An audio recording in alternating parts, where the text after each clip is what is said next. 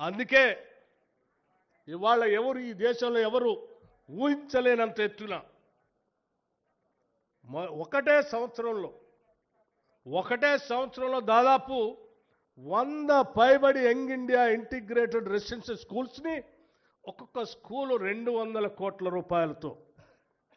Not 1 crore, 2 crores, 3 crores or 20 crores, 200 crores 200 కోట్ల రూపాయలతో కనీసం 25 ఎకరాలకు తగ్గకుండా ప్రపంచంలో ఉన్నటువంటి ఏ ప్రైవేట్ స్కూల్ కూడా మనకంటే బాగుందని ఎవరు అనుకోవటానికి లేదు. వాటన్నిటికంటే కూడా ఇవి బాగుండాలని ప్రత్యేకంగా శ్రద్ధ తీసుకొని ఒక 100 స్కూల్స్ని ఈ సంవత్సరమే 104 స్కూల్స్ అనుకుంటా ఈ సంవత్సరమే శాంక్షన్ చేసి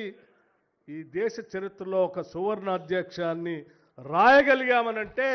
కేవలం ఆ తపన ఉంది కాబట్టి చేయగలుగుతున్నాం.